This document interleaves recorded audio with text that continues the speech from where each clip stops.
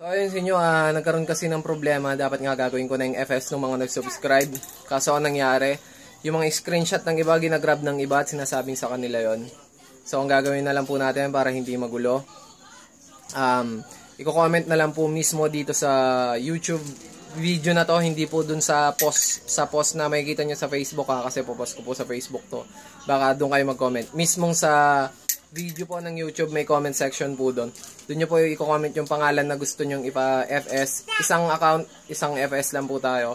Kung magdodoble po ng pangalan ang gagamitin na para, kung magiging doble ang FS sa isang account, matik po hindi na natin na-FS yun.